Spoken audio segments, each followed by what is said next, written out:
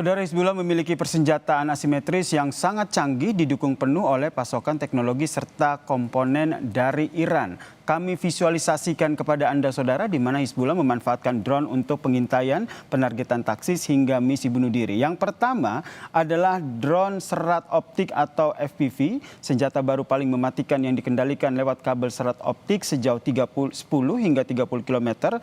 Karena tidak memancarkan sinyal radio ataupun satelit, drone ini kebal terhadap sistem jamming elektronik dan berhasil menembus radar canggih milik Israel. Yang kedua ada namanya drone Ababil seri 2, drone kamikaze taktis yang membawa hulu ledak tinggi untuk menabrak target pangkalan militer atau sistem pertahanan udara. Tidak hanya drone saudara, Hizbullah juga diperkirakan memiliki lebih dari 150.000 roket dan juga rudal, diantaranya adalah rudal Almas ataupun Diamond.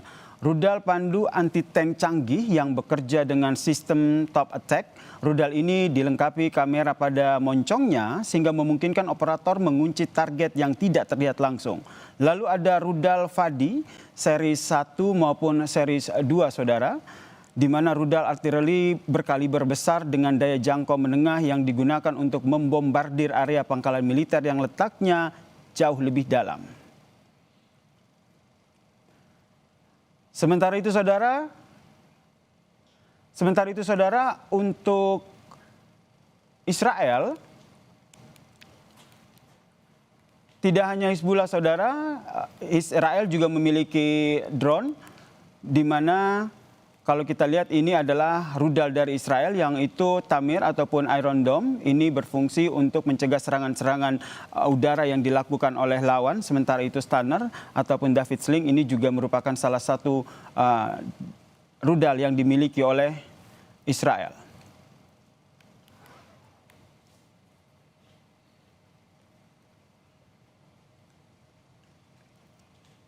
Tidak hanya rudal saudara, namun Israel juga memiliki sejumlah persenjataan drone yang juga menjadi andalan dari Israel, yaitu Hermes 900 dan juga Eitan Herlam TP saudara.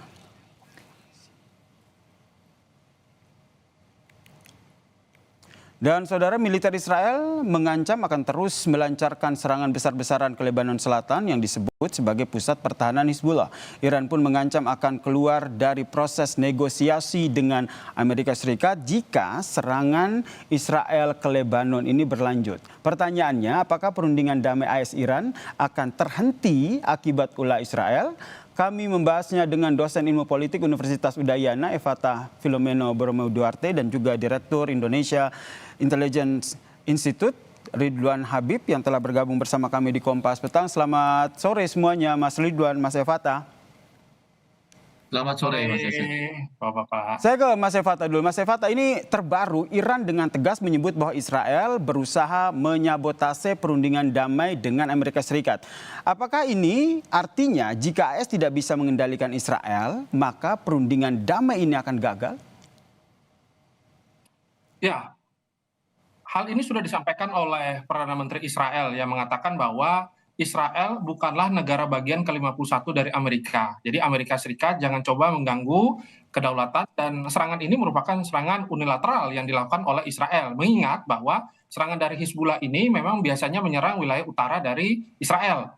Dan kita tahu bahwa serangan Israel yang cukup presisi ke Beirut ini adalah upaya untuk menghantam markas besar dan pusat komando dari Hizbullah itu sendiri, dan juga ada beberapa pangkalan pusat intelijen dan keamanan ya, fasilitas-fasilitas kuncinya ada di sana, terus ada gudang senjata strategis. Kita tahu bahwa di sana juga ada studio media Al-Manar ya, studio resmi dari Hizbullah ini menyebarkan informasi dan propaganda. Maka hal itu disampaikan oleh Israel dengan yakin bahwa Amerika jangan mengintervensi. Akan tetapi sebenarnya ketika kita melihat statement dari Donald Trump bahwa dalam 24 jam terakhir memang serangan dari kedua belah pihak itu menurun. Jadi Donald Trump juga berada pada posisi untuk mencegah eskalasi yang lebih besar sehingga diplomasi dari Amerika Serikat dan Iran jangan sampai gagal begitu. Karena kita tahu bahwa pengendalian terhadap Israel ini menjadi sangat penting, dan ini adalah front yang sangat terkait dengan bagaimana keberhasilan dari perundingan Selat Hormuz yang mengancam energi dunia. Saya lihat demikian.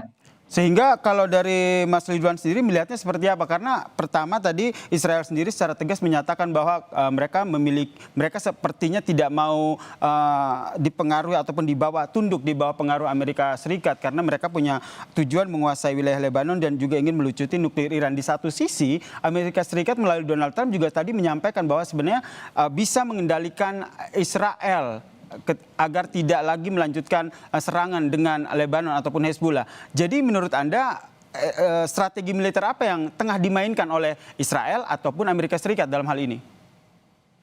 Iya, terima kasih. Saya kira memang Israel tidak bisa terlepas dari Amerika Serikat ya, dalam konteks apapun, baik itu politik, ekonomi maupun pertahanan. Narasi-narasi yang berkembang di Israel bahwa mereka akan terus melakukan serangan ke Lebanon Selatan dan Lebanon, itu menurut kami juga sangat terkait dengan peta politik kepentingan elektoral dalam negeri. Kita tahu Israel sebentar lagi juga akan ada pemilu dan Perdana Menteri Netanyahu juga membutuhkan itu untuk partai Likudnya, membutuhkan dukungan publik Israel. Kita tahu di Israel sendiri sekarang makin radikal kanan. Kalau menurut survei para pemilih muda Israel itu makin radikal, mereka setuju dengan pembumi hangusan Palestina, mereka setuju dengan The Greater Israel, mereka setuju dengan pencaplokan Lebanon. Jadi sangat wajar ketika kemudian para pemimpin Israel sekarang melakukan serangan itu untuk menabung secara elektoral. Tetapi dalam konteks Iran itu sendiri, saya kira Iran tidak akan kemudian berlepas diri ya, karena bagaimanapun Hizbullah ini adalah bagian dari aksis atau front perlawanan Iran yang sangat penting. Dulu dia juga merupakan bagian dari perlawanan Iran yang dipimpin oleh satu komando namanya Batalion Al-Quds yang kemudian sangat terkenal karena dia punya beberapa front perlawanan. Dan tampak sekali bagaimana Hizbullah sekarang misalnya mereka makin advance dalam membuat video, mereka bisa membuat video-video publikasi yang makin canggih, kemudian mereka mempunyai taktik perang membawa IDF ke front terbuka, itu tampak sekali ada unsur-unsur Iran di situ ya, apakah itu dukungan intelijen, dukungan pelatihan, dukungan training maupun dukungan senjata. Jadi tampaknya Mas Yasir, faktor Lebanon akan tetap menjadi pengganjal utama Oke. perundingan antara Amerika Serikat dan Iran. Sehingga kita membacanya ini mengapa akhirnya Iran begitu keras membela Hizbullah? Apakah ini karena memang mereka sekutu begitu atau ada alasan lain di balik taktik militer Iran yang saat ini juga tengah berupaya untuk melaksanakan negosiasi dengan Amerika Serikat? Nanti kita bahas lagi, kita lanjutkan diskusi kita usai jeda berikut ini. Tetaplah bersama kami di Kompas Petang.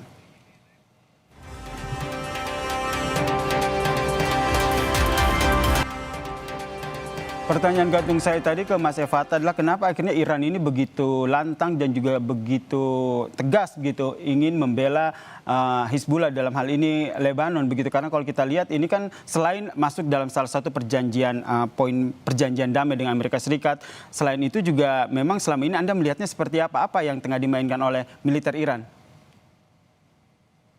Baik, tentu secara militer support yang begitu sangat signifikan itu memang selama ini sudah diberikan. Akan tetapi ini lebih kepada satu solidaritas politik yang disampaikan oleh Iran bahwa sama ini Iran bertempur tidak sendirian.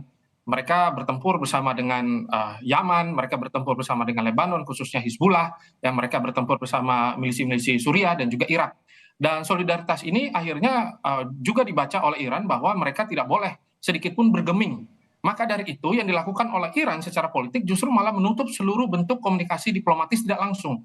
Hal ini kan membuktikan bahwa mereka cukup serius terkait dengan masalah Lebanon dan juga mungkin daerah-daerah sekitar kawasan. Dan kita tahu bahwa dalam rencana serangan tanggal 19 kemarin, Israel cukup kecewa dengan Amerika Serikat. Sebenarnya ada serangan besar-besaran yang mau dilancarkan bersama dengan Israel, tetapi Amerika Serikat memilih pada posisi untuk menghentikan serangan dan lebih fokus pada meja perundingan. Maka kita bisa melihat kalau Israel dibiarkan leluasa menjadi ancaman juga untuk Iran. Dan kita tahu bahwa situasi kali ini seperti orang menikah tetapi tidak bisa bercerai. Dari Amerika dan juga Israel ini seperti orang menikah gitu. Tetapi mereka tidak bisa bercerai dan kita tahu bahwa kondisinya malah makin sulit dan penghentian terkait dengan masalah Selat Hormuz ya dan seluruh diplomatik energi ini membuat semuanya berada pada posisi deadlock. Dan kita tahu hal tersebut menjadi salah satu bagian yang kalau dalam bahasa saya justru sekaranglah Israel yang bergerak untuk mengunci Lebanon, dan ini menjadi daya tawar baru dari yang nanti akan diberikan kepada Amerika Serikat untuk dibawa dalam meja perundingan Iran. Saya lihat demikian. Sehingga kita lihat bahwa yang terbaru Trump akhirnya bisa langsung menyatakan bahwa mengklaim bahwa sudah menelpon baik Hizbullah maupun Israel agar mereka sepakat untuk tidak melakukan serangan dulu. Menurut Mas Ridwan sendiri ini akan bertahan seperti apa? Bertahan berapa lama? Hizbullah sudah menyatakan ya bahwa mereka akan terus melakukan serangan kepada kota-kota di Israel. Itu sudah tegas mereka sampaikan dengan berbagai macam kanal media mereka. Dan tampaknya dari Iran sendiri juga tidak akan mengerem itu, karena bagaimanapun juga itu akan memecah konsentrasi, setidaknya konsentrasi Israel. Di sisi lain, Iran sedang membutuhkan jeda waktu untuk melakukan rekalibrasi kemampuan militernya.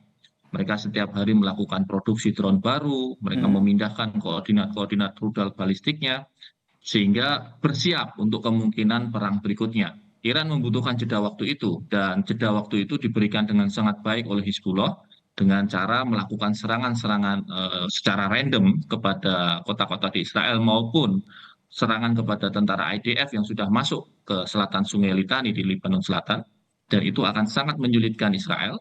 Di sisi lain, Trump juga betul kata Mas Evata tadi terkunci dengan hubungan baiknya dengan Israel.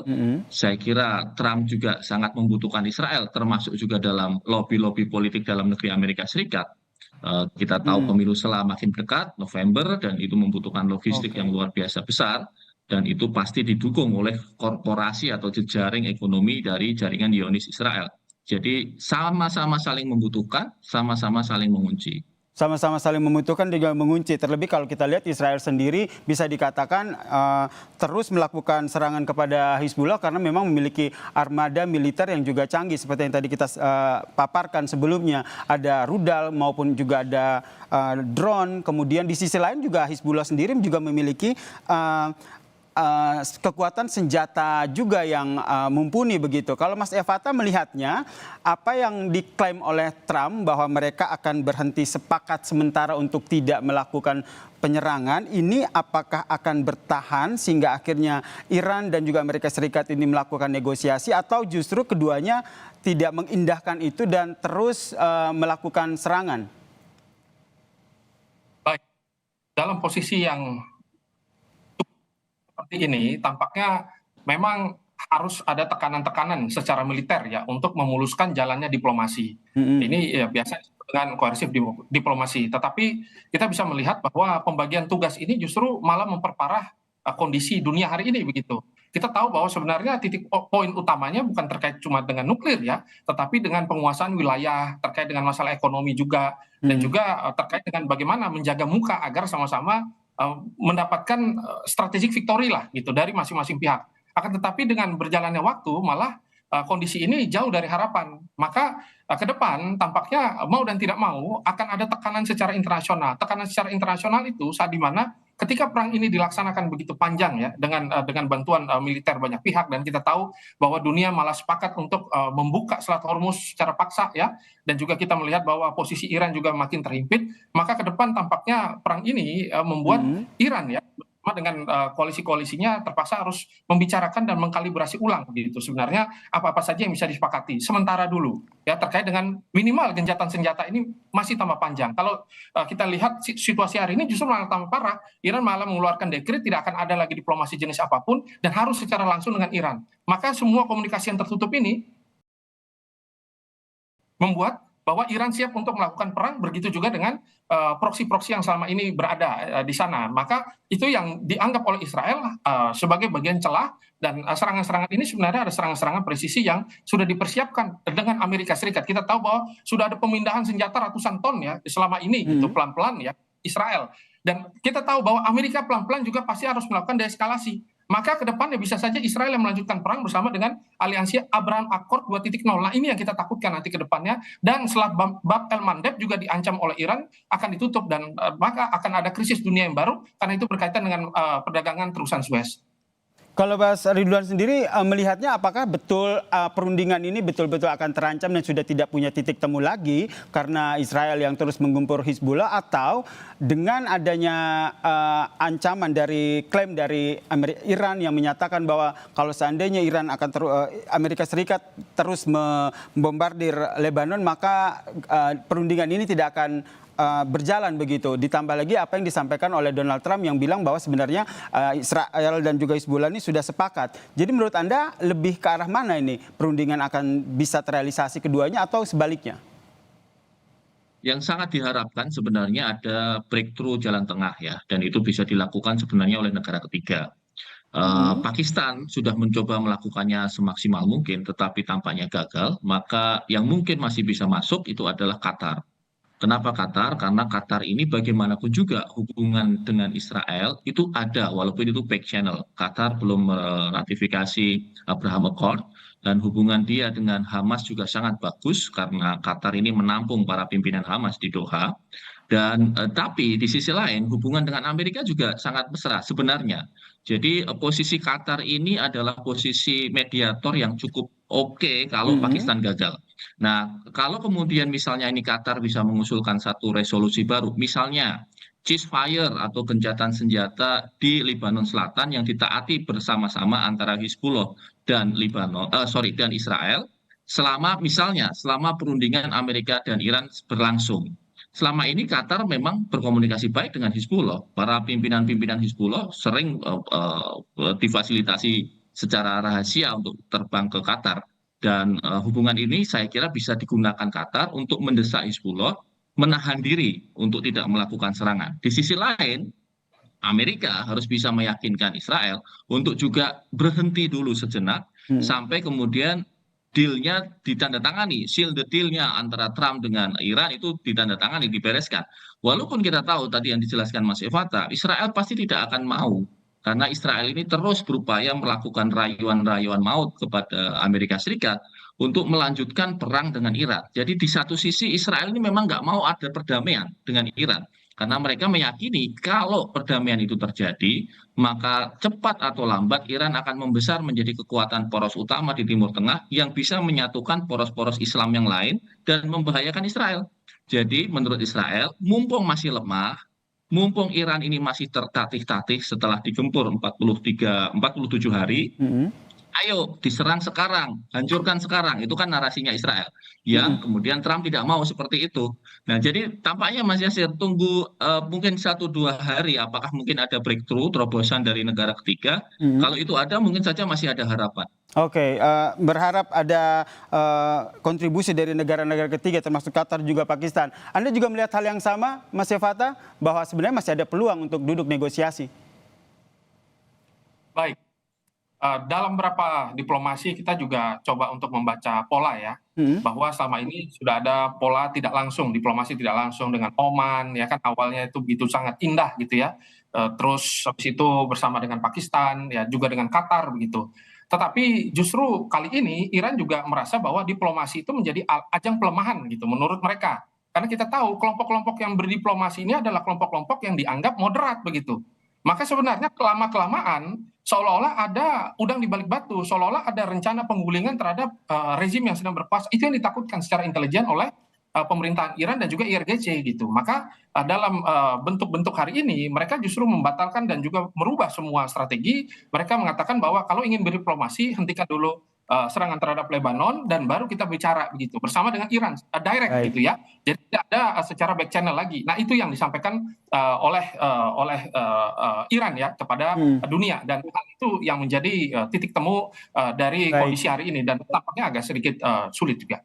Agak sedikit sulit, tapi tentu saja kita berharap ya ada negosiasi yang terjalin dan juga jadi begitu antara Iran, Israel maupun juga dengan Amerika Serikat. Terima kasih Mas Evata dan juga terima kasih Mas Ridwan Habib telah berbagi perspektifnya di Kompas Petang. Salam sehat semuanya.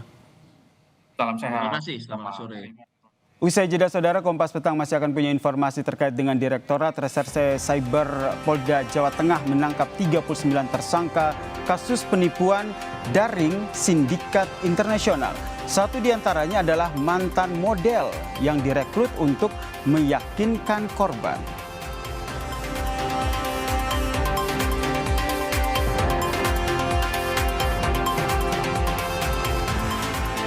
Sempat dirawat di rumah sakit, satu korban ledakan bom di Biak Numfor meninggal dunia. Jumlah korban kini menjadi 6 orang.